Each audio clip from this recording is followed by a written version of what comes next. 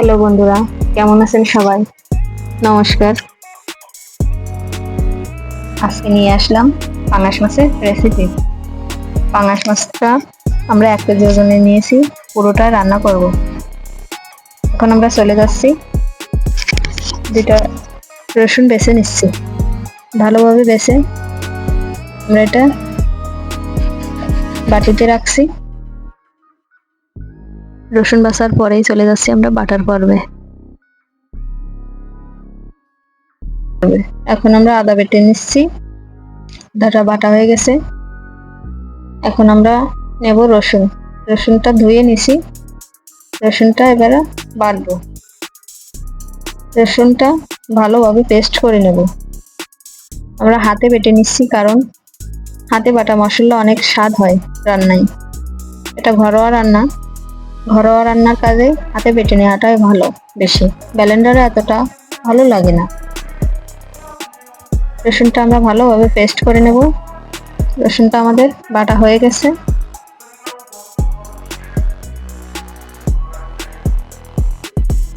এখন আমরা নিয়ে নিচ্ছি শুকনা ঝাল।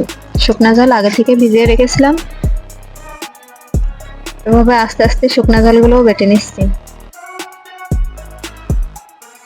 এটা কিন্তু আমরা হাতে লাগাচ্ছি না, এটা একটা কাটনি দিয়ে কেটে নিচ্ছি, যাতে হাতে না লেগে। শুকনা ঝালটা ভালোভাবে বাটবো, যাতে বিচিগুলো আস্ত না থাকে। ভালোভাবে পিষে নেব। শিলপাটায় বাটলে ভালো পেস্ট হয়, ব্লেন্ডারে এতটাও পেস্ট হয় না। আমরা ধীরে ধীরে বাটছি।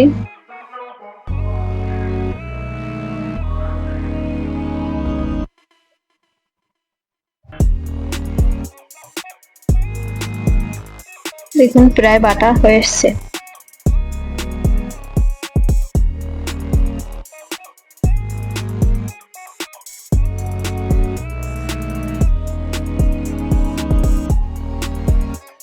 এখন আমরা শুকনা ঝালটাও তুলে নিচ্ছি। এখানে আমরা মশলাটা বাটলাম না, মশলাটা গোড়া রেখেছি। এখন আমরা 2টা পেঁয়াজ কেটে নিচ্ছি।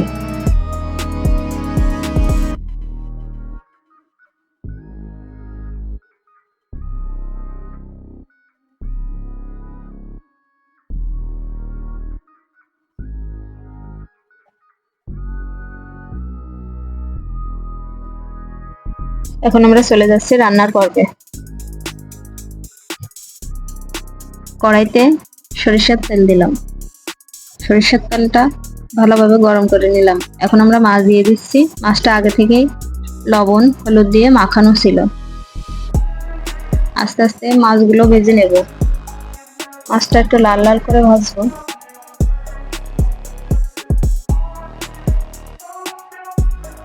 আস্তে আস্তে নাড়বো, যাতে মাছটা না ভেঙে যায়। এখন আমরা মাছটা উল্টে দিচ্ছি। দেখুন মাছটা কিন্তু ভাঙেনি।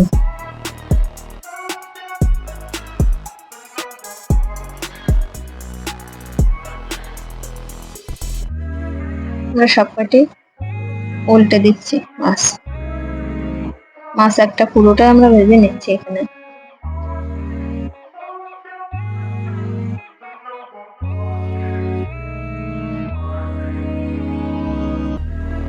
মাছটা আমার ফ্রাই হয়ে এসছে। এখন আমরা নামাবো মাছটা।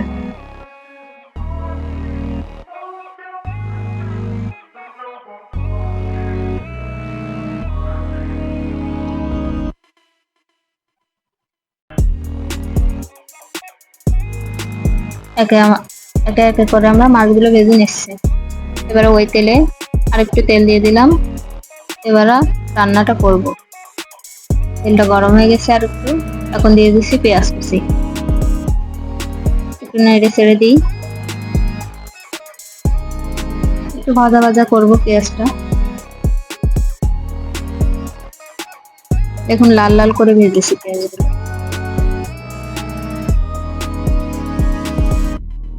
এরপরে দিয়ে দিচ্ছি আমরা রসুন বাটা একটু নেড়ে দেই, তারপর আবার দিয়ে দিচ্ছি আদা আর শুকনা ঝাল বাটা। আস্তে আস্তে করে নেড়ে দেব, মশলাটা ভালোভাবে কষিয়ে নেব।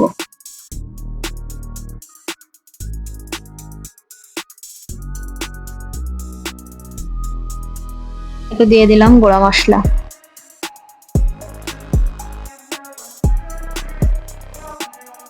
ভালোভাবে কষিয়ে নিই।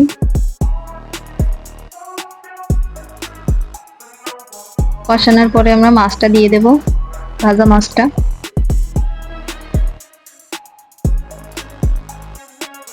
আমরা দিয়ে দিয়েছি আর একটু জল, যাতে তলায় না লেগে যায়।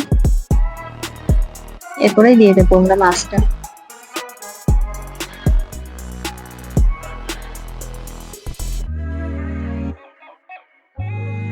একটু জালটা কমিয়ে দিলাম। এবার দিয়ে দেব মাছ, ভাজা মাছ পুরোটাই দিয়ে দিচ্ছি আমরা একটা মাছ। আস্তে আস্তে নাড়াচাড়া করবো যাতে ভেঙে না যায়।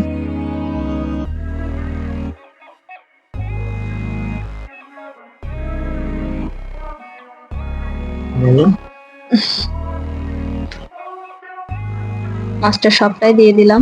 এখন আমরা ভালোভাবে নেড়ে চেড়ে দেব। মাছটা একটু ভালোভাবে কষিয়ে নিয়েছি। এরপরে দিয়ে দিচ্ছি লবণ, পরিমাণ মতো হলুদ দিয়ে ভালোভাবে নেড়ে চেড়ে দিচ্ছি। এরপরে আমরা দিয়ে দেব জল।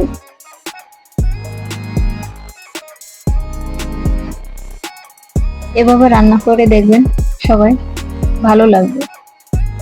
অনেকেই মশলা কষানোর পরে জল দিয়ে দেয়, তারপরে মাছ দেয়, কিন্তু আমি একটু অন্যভাবে রান্না করলাম। মশলা কষানোর পরে মাছটা দিয়ে দিছি, মাছটা কষানোর পরে জল দিয়ে দিচ্ছি। এখন আমরা ঢেকে দেব। কিছুক্ষণ পরে আমরা ঢাকনাটা উঠিয়ে নিলাম। তারপরে দেখুন কত সুন্দর কালারটা এসেছে। এখন আমরা একটু ঝোলটা চেখে দেখছি কেমন হয়েছে। এখন সব পারফেক্ট, লবণে হলুদে সব পারফেক্ট, অনেক টেস্ট। এরপরে দিয়ে দিচ্ছি আমরা একটু গুঁড়া মশলা, একটু ঢেকে দেব। জালটা কিন্তু আমরা বন্ধ করে দিয়েছি। গুঁড়া মশলাটা নামানোর আগে দিয়ে একটু ঢেকে রাখবেন, তারপরে নামাবেন। এতক্ষণ সাথে থাকার জন্য ধন্যবাদ। ভিডিওটি ভালো লাগলে লাইক, কমেন্ট, শেয়ার এবং সাবস্ক্রাইব করে দেবেন। ধন্যবাদ সবাইকে।